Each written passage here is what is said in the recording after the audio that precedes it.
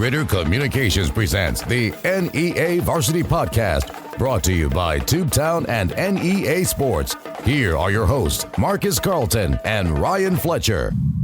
Hey, everybody. Marcus Carlton, Ryan Fletcher back here with you for episode 12 of the NEA Varsity Podcast. Ryan, how you doing, man? I'm doing well, sir. How are you? Oh, man, I'm riding high after that game we had Friday night over at Westside, man. It was a great one. Well, I would certainly imagine so. Yeah, it was. I got the opportunity to be down on the field Friday night as time was expiring, and man, I got to say that was one of the coolest things that I've been a part of since we've been doing live ball games. Yeah, that's one of those scenarios to begin with, to even get the opportunity to have one of those games, and then to go on top of it, the way the game went about and the finish, it is just, I can't imagine for yourself, and certainly for me, had I called it, being able to call any better of a football game. Yeah, it was. I was talking with Andy Mannis little earlier, voice of Tubetown and Westside, and I told him, I said, man, I said, when you look at the way this game went and everything that was on the line with it, I said, this is kind of the stuff that falls in line with a lot of high school football movies, and the way everything absolutely played out. I mean, it was a lot of fun, and Westside went out, got the job done, man. They got their first 4A3 conference title for football, and it was a great game. Gosnell, man, can't take anything away from Gosnell. They are a very solid team, man. They Westside came out, punched them in the mouth right away, and it's 14-0 within just a few minutes into the first quarter, and then Gosnell comes back and scores 24 unanswered to take a 24-14 lead, looking like they have complete control of the game. And Westside is able to get an interception in the third quarter, and you could see the life kind of reignite into the sideline and the fans and everyone affiliated with Westside, because when Gosnell went up to 24-14, with the style of offense that Westside runs in a very run first, very run heavy oriented offense, they're not necessarily built to come from behind. And so when you get down by more than one score and you're a running team, things start to look a little bleak for you. But that interception really turned things around, and Westside goes down, and after giving up 24 unanswered, they come back with 14 unanswered of their own to take a 28-24 lead. Gosnell still had a lot of fight, man. They score again to take the lead 30-28, and we set 30-28 for most of the fourth quarter, I believe, and then Westside got the ball back, converted a couple of huge fourth downs. I mean, absolutely huge fourth downs on that, what turned out to be the game-winning drive. And they played it perfectly, played it down to, about 16 seconds left when the ball was snapped on the play where McPherson went in from about 5 yards out or so to take the lead 34-30, and then the 2-point conversion made it 36-30. And man, it was a little bit of pandemonium right there, because as the teams were shaking hands, the Westside fans, deservedly so, they decided to make their way down to the field as well, and so you had pretty much the entire Westside stands down on the field after the game, and it was pretty awesome, man. It was a very cool experience. That really is. I mean, it's just one of those. It's kind of like you said in movies, or in, I don't know if you're a fan of Friday Night Lights TV show. I watched every episode of it, and the one thing I often criticized on it, it was such a realistic show, except every football game seemed to end in with seconds expiring and somebody winning or losing, and that's not always the way, typically not hardly ever the way things play out, but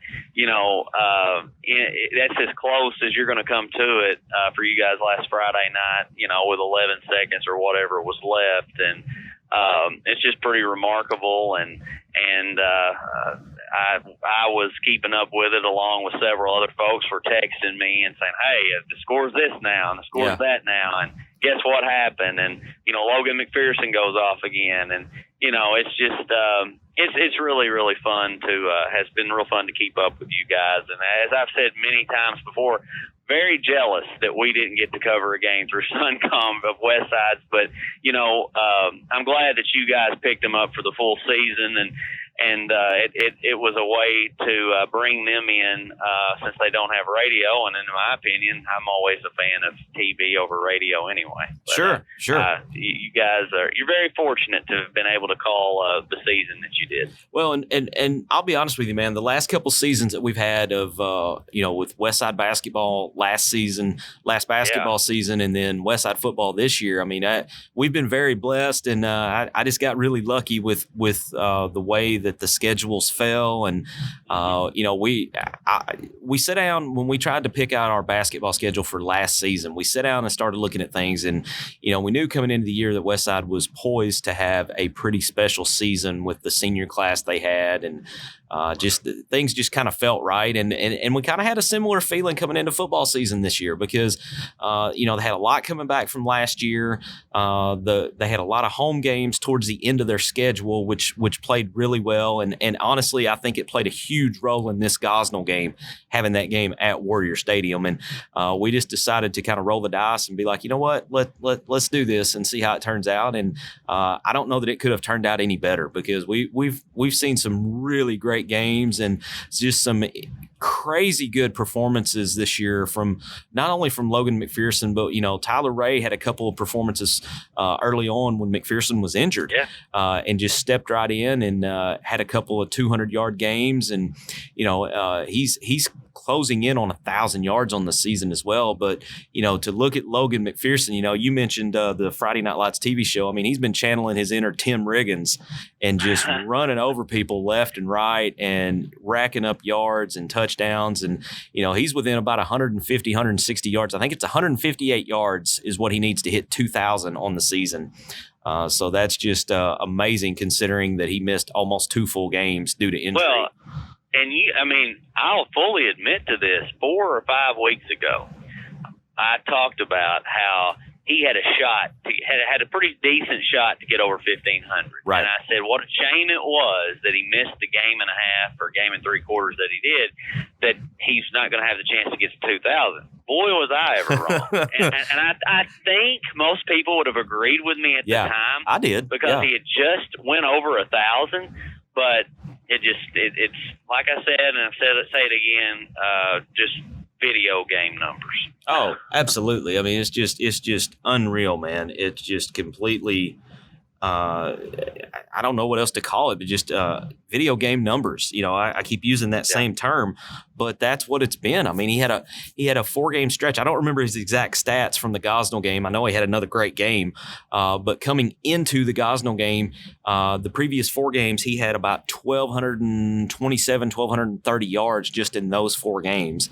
And, he just added to that after the Gosnell performance. And I mean, it's just, this is what, if you look back to about the time that all the preseason hype and everything was coming out, with the magazine that comes out every year and everything, that's about the time everybody was saying, Logan could have a 1,500, 2,000-yard season this year.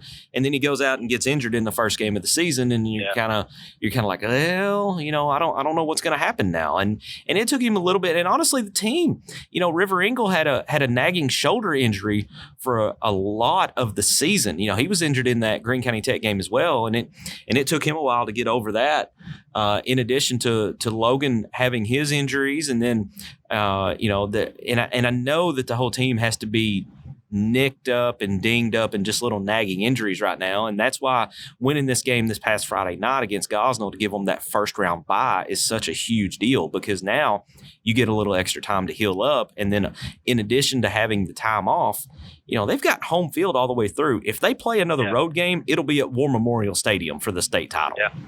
So that's huge. Neutral site. Yeah. Technically, that would be a neutral site. And if Westside goes on a roll and makes it that far, I don't know how neutral it'll be, because I think all of Bono, Cache, and Egypt, and a lot of Northeast Arkansas will be making the trip down for that one. So I would say that would, and we've seen how Westside travels with basketball. They do it pretty well. They support their school, and there's nothing more I'd love to see than that for a multitude of our teams.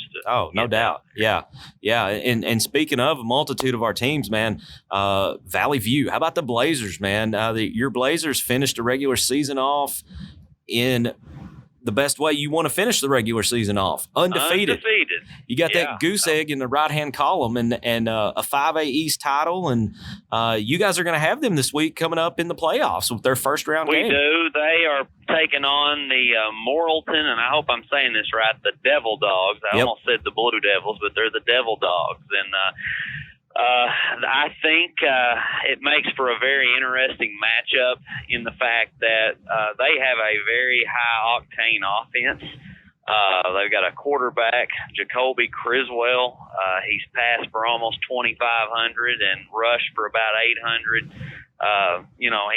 He is their dude, and he's their leading rusher, obviously their leading passer, and he's got a multitude of options that he throws to. So it'll be fun to watch such a good quarterback go at it against one of the best defenses in the state.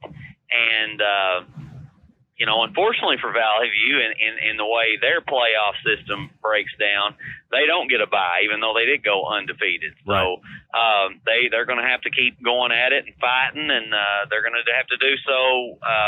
Connor Watson managed to play last Friday night. Now, he was in what was described to me as a glove because he broke his hand, but that was the text that I got. But then when I made a call to Steve Clayton, who was at the ball game, our color guy, he said, it's more than a glove. He said it is, there's no catching with that thing on.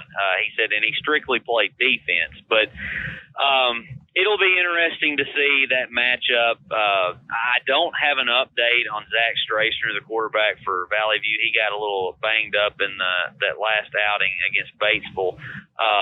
So still some question marks going into Friday night for them. It's the first time for them to host a home playoff since they've been in 4A. So, it's been a while, and it feels like it's been a while, and it's been such a journey for this school, because they had to move up into 5A because of the growing school population, and it's been truly a journey and a great ride for Sean Cockrell and these guys to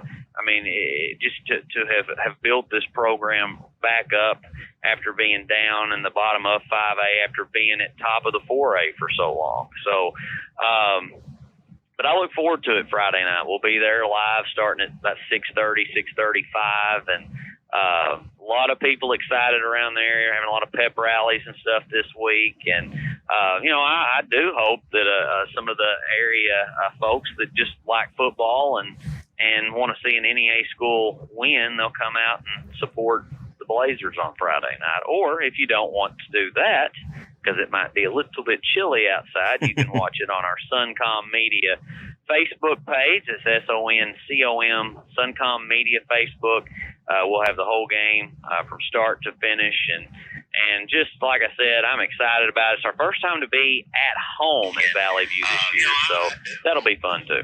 Yeah, no doubt about it. And to go a little deeper on this Valley View game, I sat down a little earlier this week with Randy Myers for the podcast and got a great interview with him. And he gives us a good recap of, how Valley View got to this point, and as well as previewing this game coming up this Friday night in the first round of the playoffs. So, Ryan, we've given a pretty good lead in. So without further ado, here's our interview with the voice of the Valley View Blazers, Randy Myers.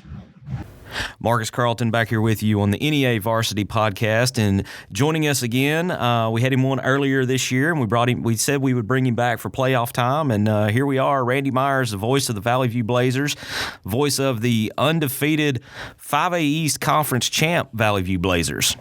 I like the way that sounds. I thought you might. I thought you might like that. Yeah, that absolutely. we got to throw a little props to the Hooten boys because they put a lot of hype out there at the beginning of the season, and Valley View proved that it wasn't hype, that it was all real. Yeah, they have. They've still got their doubters. When you look at the message boards, but I think that's just the nature of the beast, I guess. But it's been a fun season, man. I'm really blessed, fortunate to have been along for the ride.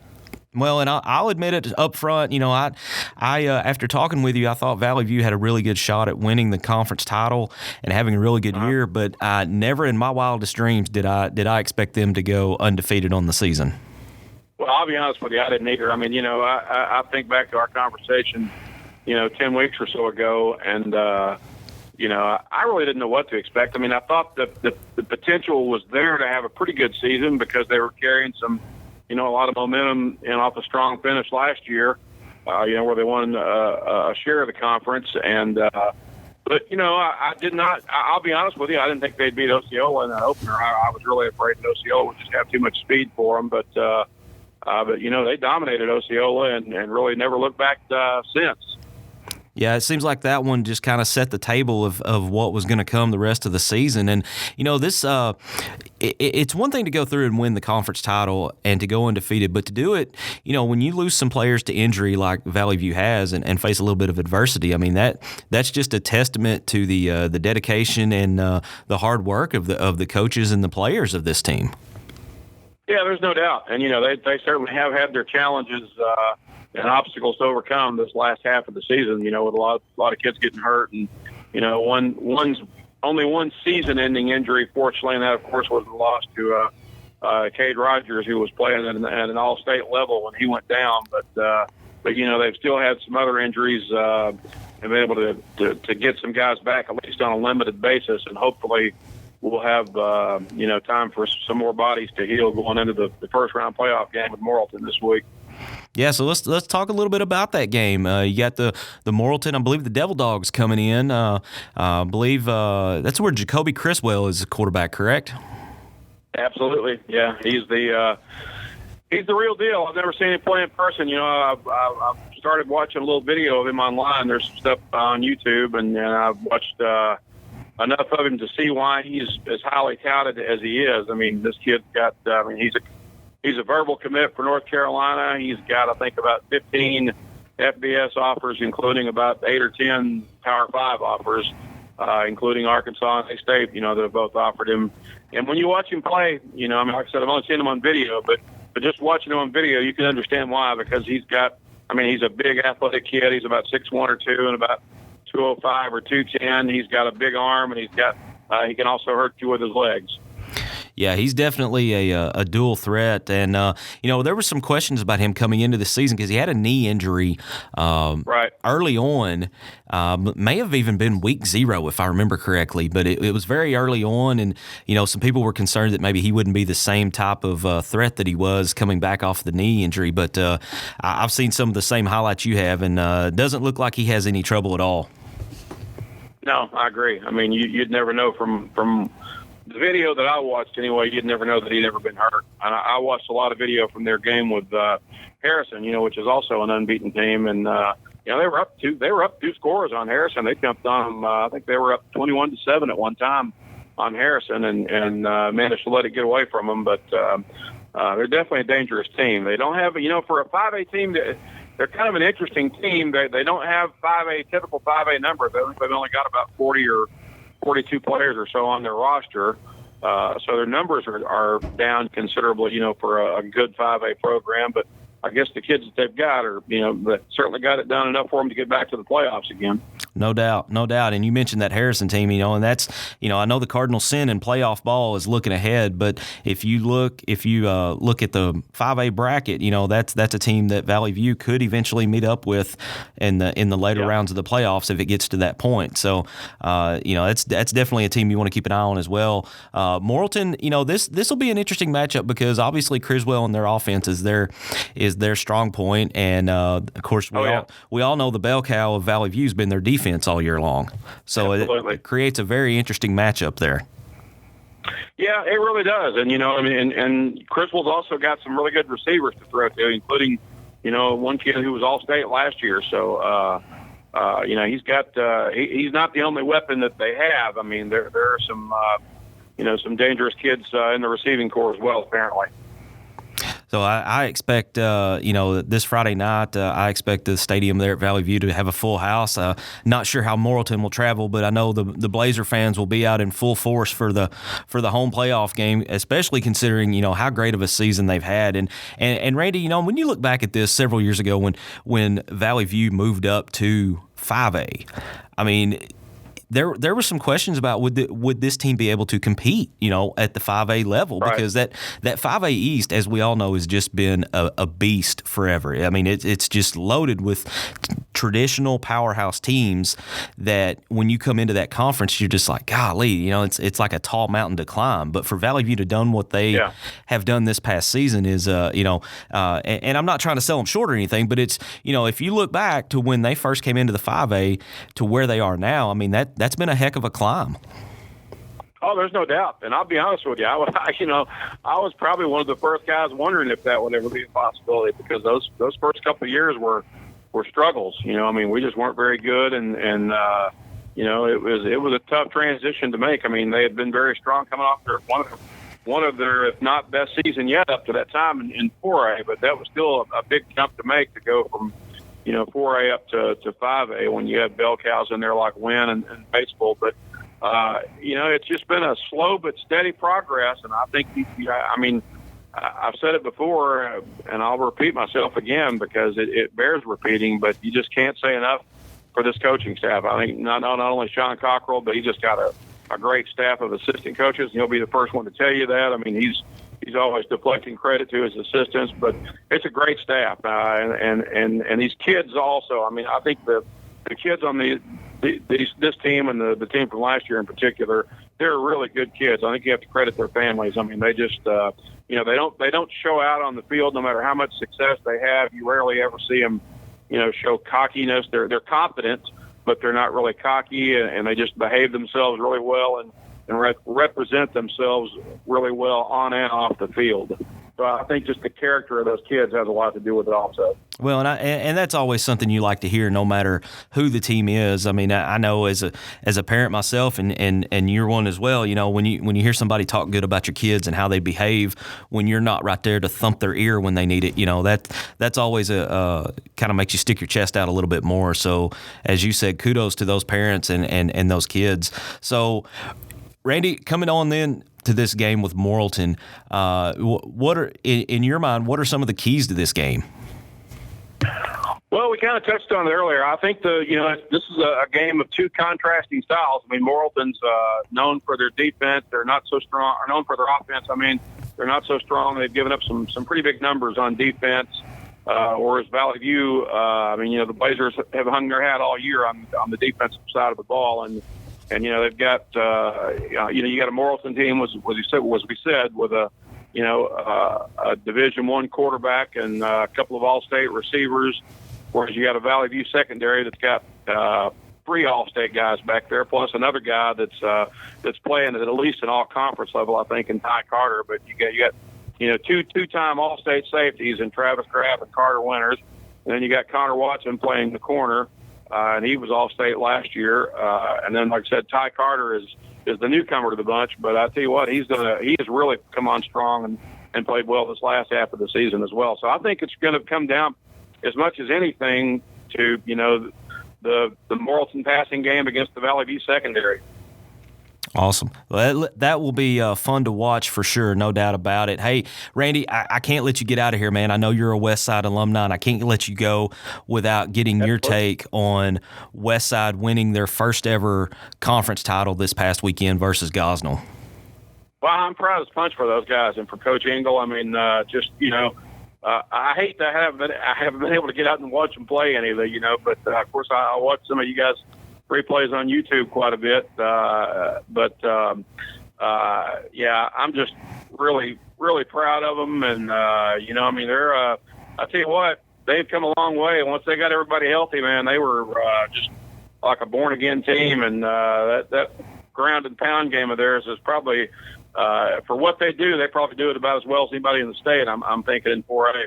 Yeah, I had mentioned something on a previous podcast with Ryan, and we were talking with Andy Mannis this past weekend, who does all of our broadcasts for us. And I said, in a way, they don't run the Diamond T, but the results they get off of it are strikingly familiar to what Coach Campbell had at Wynn when he was running the Diamond T. And it's like they line up, the defense puts all 11 in the box, and you know what's coming. It's just, all right, we're going to line up. If you can stop us, stop us. If not, we're going to run you over. So it's been kind of fun to watch from that standpoint. Yeah, there's no doubt, and that is a good comparison. Really, I hadn't really thought about that, but it is kind of similar to what Coach Campbell and Wynn did for so long. I mean, they just keep running it at you until you can stop it. And if you don't, get used to it, because you're going to see a lot of it. Yeah, that's been the case. The future looks pretty bright as well, because I did get a chance to see that junior high team play a few weeks ago, 2 or 3 weeks ago. I went out and got to the PA for them one night, and had some studs on that junior high team too. So I tell you what, I think the future looks pretty bright for Warrior football, man. Yeah, so I can't go without mentioning the junior high. I'm glad you brought that up, because I need to throw a shout out to the junior high team, 10-0, and my understanding is that's the first undefeated team at any level for Westside football. 10-0 probably is. I can't remember any others. I mean, I graduated in '81, and I don't remember any other teams on either junior or senior high level going 10-0. And how cool is it to sweep the conference, man? You got the junior high conference champs, and you turn around and senior high gets their first conference title in school history. So it's that's about as dominant as you can get. Yeah, and as you said, the future's bright for Westside football. And to bring it back full circle, man, the future's pretty bright for Valley View football here too, coming into the playoffs with that 5A East title and undefeated season. And Morrilton comes to town, and best of luck to the Blazers. Maybe they can send the Devil Dogs home and end their season and move on and get one step closer to that game at War Memorial.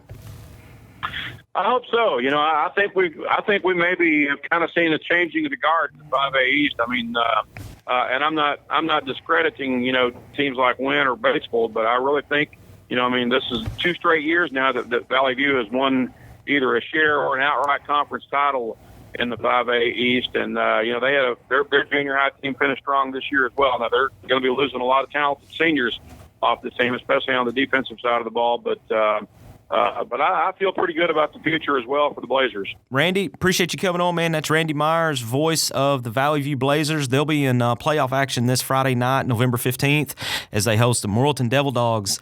If you're a Northeast Arkansas high school football fan, get out to the stadium this week and support the Blazers as they bring in a team from Central Arkansas, and hopefully we can send the Central Arkansas team back home with an L, and Valley View and Northeast Arkansas team moves on to the next round. Absolutely. If you can't be there, we'll have it for you on the radio on 101.3 on the FM side, or 1230 on the AM side, or you can also catch us on the TuneIn app. Just search for KBTM. Hopefully we'll have the website up and operational too, maybe by this weekend. I'm not sure. It's undergoing maintenance right now. So if so, you can hear it online at 1013kbtm.com.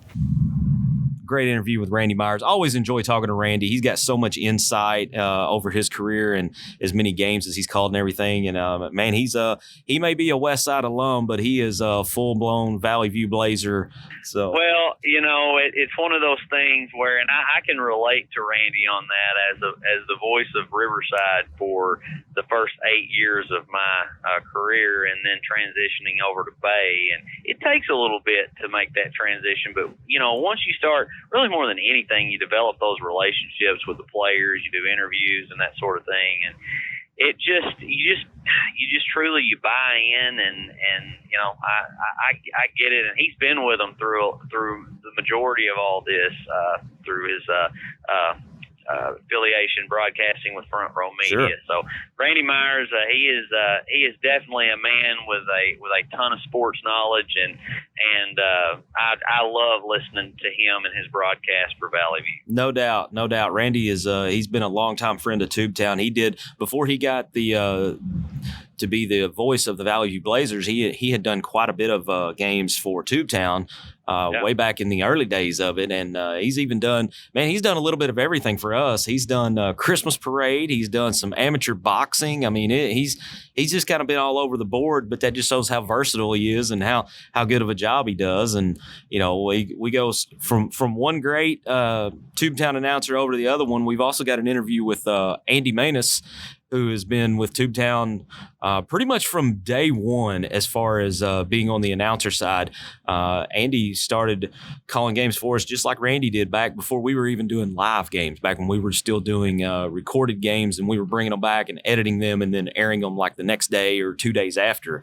So Andy's got I spoke with Andy, kind of talked a little bit about the recap of Westside and their season, and just talking about the great season that not only the team has had, but Logan McPherson and all day Tyler Ray, and just how great of a historic season it's been for Westside. So here's our interview with Andy Mannis, voice of Tubetown and the Westside Warrior football. Marcus Carlton back here with you on NEA Varsity Podcast, and joining me now is the voice of Tubetown sports and the Westside Warrior football, Andy Mannis. Andy, good to have you back on the show, man. Hey, Marcus, how's it going, man? Thanks for having me. Going good, man. Going good. Hey, we had what I would call a Tubetown instant classic this last Friday night. From an entertainment standpoint, man, if you didn't have a rooting interest on either side, that's about as good of a game as you can hope for with it coming down to the last 12 seconds of the game. Yeah, I mean, what like you said, what more could you ask for whenever you're talking about a conference championship game between two teams with only one loss? I mean, that's what you can ask for. You know what I mean? So sure. Yeah, it was, man. It was everything that it was that we had hoped it would be. It lived up to the hype, and there was a lot of celebration going on after the fact with Westside bringing home their first ever 4A3 conference title. Which for me, that's just kind of hard to believe that this is the first one in school history. But those kids worked hard for it, and you could see. I was down on the field after as the time expired off the clock, and you could just see just the pure joy, not only on the players, but their parents who came down onto the field and the coaches and everybody. I mean, it was really awesome to be able to witness that up close and personal. Yeah, I mean, just being able to be a part of that, being able to be a part of history is kind of a big deal. I mean, and you kind of talk about it. You were down there in the middle of it, so you kind of have a better understanding, a better viewpoint of how things went down after the game. But just, I mean, having the chance to be a part of history like that it's really special. I mean, you can tell that it meant a lot to not just the kids out on the field, not just the coaching staff, but really the entire Westside community. I mean, that's like you said, it's history. Yeah, no doubt. I mean, they stormed the field. I mean, after the game was over, as the two teams were meeting at midfield to shake hands and show some sportsmanship. I mean, you've got people coming out of the Westside stands, just filling up the field and just pure unadulterated joy. I mean, it was just a very cool celebration, and of course, you can't talk about Westside without talking about the performance of Logan McPherson. That dude has been a machine like the last half of the season. I mean, he absolutely has. He's basically kind of carried the team. I mean, that's not trying to take anything away from any of his teammates, but I mean, he's out there putting the team on his back when he's getting the ball close to 40 times every single game.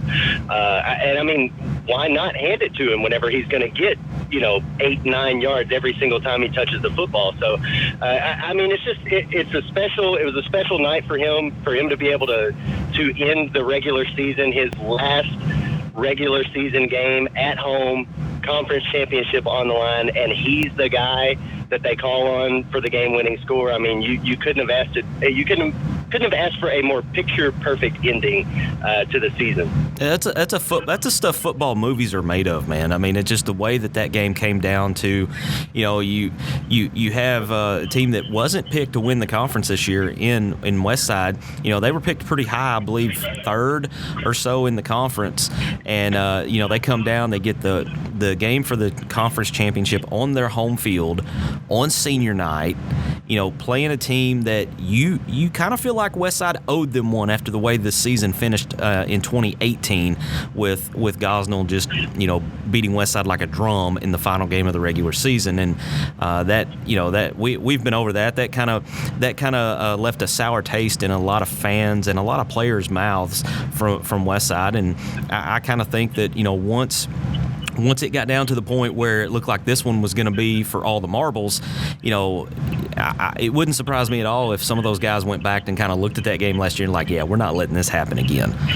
So it was just really cool and a great story. And now Westside, not only do they go into the playoffs as first-time conference champs in school history, but now they have the first round bye in the playoffs, and the way the bracket's set up this year, they're going to have home field advantage for as long as they last in the playoffs. Yeah, and that's absolutely huge, because I think you're going to see a lot of people turn out to this game next week. I think if they can hang in there, if we can get past this first round, I think you're going to see. I think you're going to see a big turnout. I think people are excited about this team making the playoffs for the first time. I think they're excited about not having to drive anywhere to go see a playoff game. I mean, that's a huge deal. So I fully expect the community to show up, and I'll be disappointed if they don't. Yeah, no, I'm with you, man. I'm with you. I mean, we've got a lot of I say we as in Tubetown. Tubetown has a lot of we've had some sponsors step up to help us with our playoff coverage, because this will be the first time that we've ever broadcasted playoff games. Cue Jim Mora playoffs. I mean, it's a very cool thing for us as well, and I'm pretty excited about that. And I'm even more excited about the fact that we have one Friday night off to kind of catch our breath and make sure we get all of our T's crossed and I's dotted and everything to make this playoff broadcast the best we can absolutely make it. And I mean, I'm excited about it. It's new territory for us, man, and I know that you're excited as well.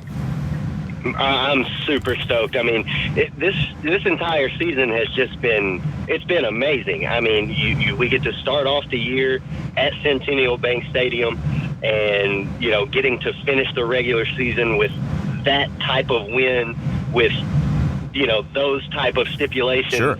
It's just incredible. And then to be able to continue that into the playoffs. Man, I can't say enough, big enough thanks to the sponsors for stepping up and making this happen, because we couldn't do it without them. And so absolutely. That's a huge deal. And I think you talk about having a bye week. That is great for us. We get to kind of take a breath and like you said, make sure we've got everything taken care of. But at the same time, man, those kids, they definitely need that break as well. I mean, you're talking about a team that, kind of struggled with a little bit of injuries throughout the early part of the season, and then got healthy and hot at the right time. I'm glad they get this break to kind of, take that deep breath and say, all right, man, we're here. And, now it's new season begins now. To keep it up. Yeah, new season now, and I think they had their off week back on September 20th. I believe was the week that they had the bye week built in because they played week 0, and that's a long time ago, man. I mean, you're talking about a lot of nicks and dings and just nagging injuries and just things that if you can take a week off. I talked to Coach Engel a little bit yesterday via text, and trying to set up some stuff for a pregame show that we're planning to put together for the playoff game, and he's like, hey, we're pretty flexible this week. We're on a light schedule, and so they all are just kind of relieved to have that home field advantage and that bye week, and and the coaches need they could use the Friday night off as well, from a mental and physical standpoint, because it's a grind, man. I mean, you get the full season going, and that's one of the reasons why I kind of like the week 0 thing, because it does allow you to build in an off week for your team to kind of catch your breath, and then if you have the success in the season you want, you come up here at the end of the season, you get another break before you basically start your second season, which is the playoffs. And to me, it's just so cool that if there is another road game for Westside, it'll be at War Memorial Stadium. I mean, they're home field all the way through the playoffs. So that, to me, that's just very, very cool. And I know a lot of the Westside Warrior fans are thrilled at the opportunity to get to see playoff football at Warrior Stadium. Yeah, man, wouldn't it be fun to try to figure out the logistics, trying to do a broadcast from War Memorial? Like, not trying to get too far ahead of ourselves. Right. That would be pretty awesome to think about somewhere down the line. Yeah, it's a big deal, man. It is, man. This is a very big deal. I've talked to I talked to Randy Myers. He's a Westside graduate, now the voice of the Valley View Blazers. But he was talking about there were a couple teams that kind of stuck out in his mind as the ones that are kind of considered the greatest Westside football teams ever. And I think you have a legit argument to put this 2019 team into the mix with that, because they did something no other team has ever done by winning the conference. Yeah, I mean, it's that like you said, that kind of says it all right there. The fact that no other team has done this before. Right.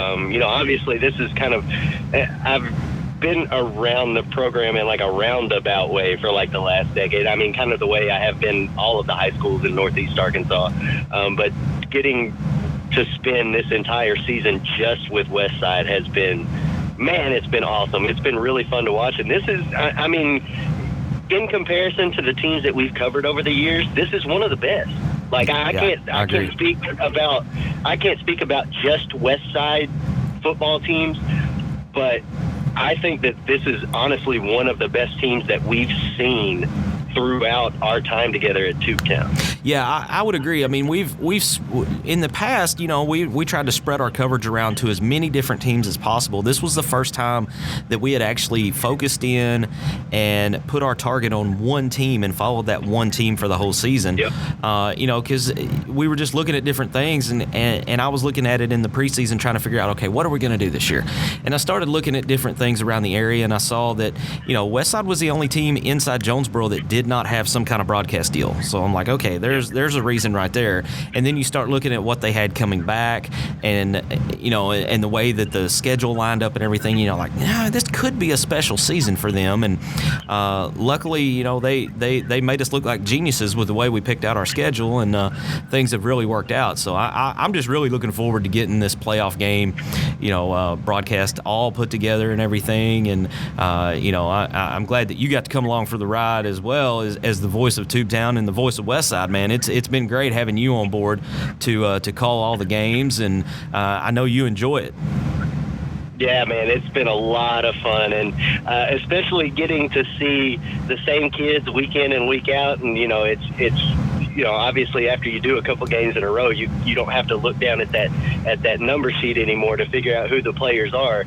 You could just kind of call them by name. So that's been kind of easier on me, I guess you could say, this year. But it's been a lot of fun getting to watch these kids play over the year, and just getting to see what they're doing week in and week out. I mean, Logan McPherson, that kid has got so much talent. It's incredible. I mean, he's one of the fastest kids I think we've ever seen on Tubetown. We've had some fast kids on Tubetown, but he's right up there with them. But it's just, yeah, man, I'm excited. This is it's an exciting time to be a fan of high school football, especially in Northeast Arkansas.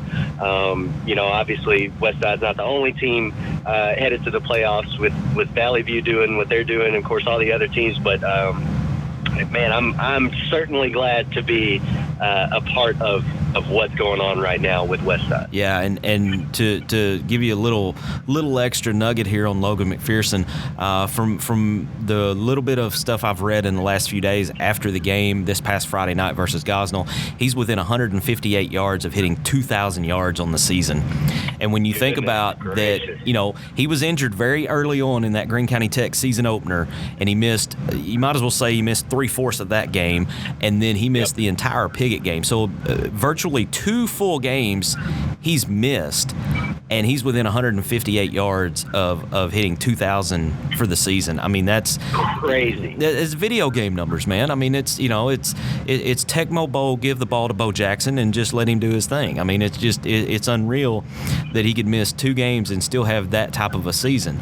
I've lost count on how many touchdowns he had. I think he had either 13 or 15 coming into the game this past Friday night for Gosnell. And what did he have, 2 or 3? I think he had 2. He had 2. So that would so it's probably 17 touchdowns on the season. I mean, that's that's quite a performance over the course of 8 games or 9 games, whatever it is now. So, I mean, it's just unbelievable. So, well, all right, man. Hey, go and do a little research on Hamburg and Prairie Grove, because that's Westside will sit back this week with their feet up and some popcorn, and maybe try to catch a live stream somewhere of Hamburg and Prairie Grove to see who they're going to be playing. And I don't know much about either one right now, but I figure I can sit down. I know a couple people at Hamburg, so I could probably call and get a decent scouting report from them, in addition to what I can find online with Huddle and all the other outlets. And that obviously it's going to be a first-time matchup between Westside and either one of those 2 teams that they play. So another little nugget for the history-making season, if you will. Yeah, it's going to be fun to see. And I'm going to say this, I know Westside's game plan is to run the ball, but one thing we haven't seen since I think it was the Cave City game, Marcus. I want to see that daggone shotgun formation. I want to see Tyler Ray in the backfield with McPherson in the slot like that. Yeah, that was a fun little formation they threw out there. They only did it a couple of times, and man, that's scary. If I'm trying to figure out how to defend that on defense, I don't know what to do.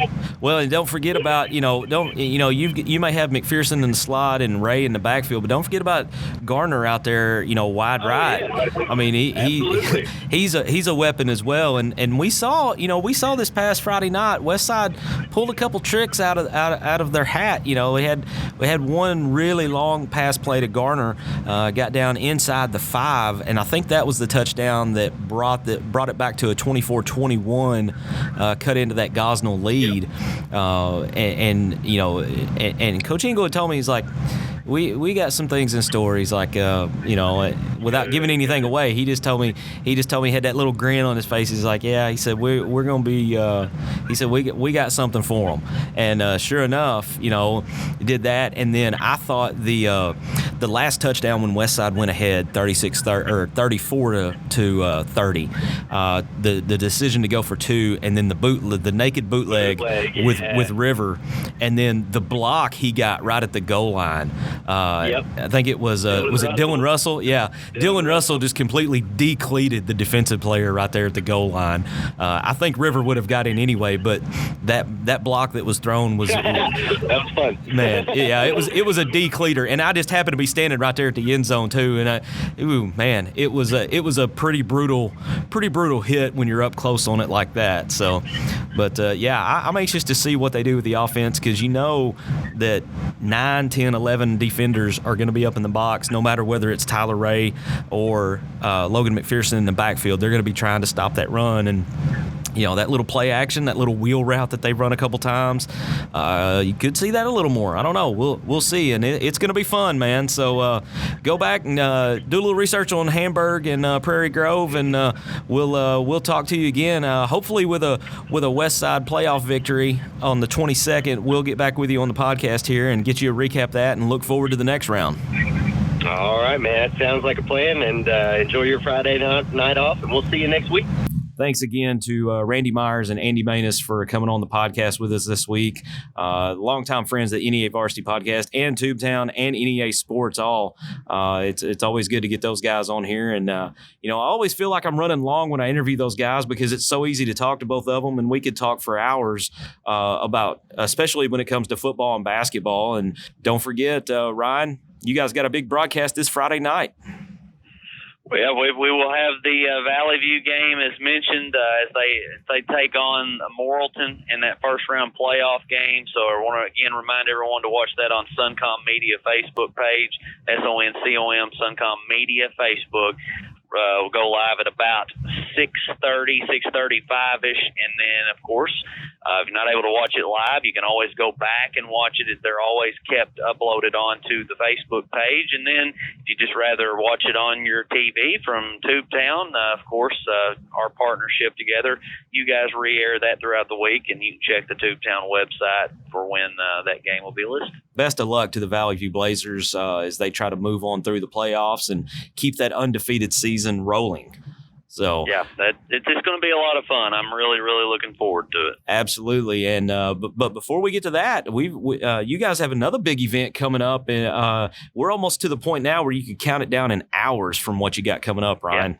Yeah, you're exactly right. It's I guess it's less than 48 hours now, but on Thursday we'll be having our second annual Northeast Arkansas Basketball Media Day that'll be held at Central Baptist Church. I want to make it very well known that that is not open to the public. That is only for the players and coaches. So, but we broadcast that on the Suncom Media Facebook page live. And I encourage everyone to tune in to watch that. We've got roughly about 40-plus teams that'll be there, boys and girls, starting at 7:40, and about 10 to 12 minutes per team. We do take about a 30-minute break because we all got to eat at some point. As it's a catered event. Glenn Sane helps us, and KJMB, our local Fox CBS affiliate, helps us with that as well.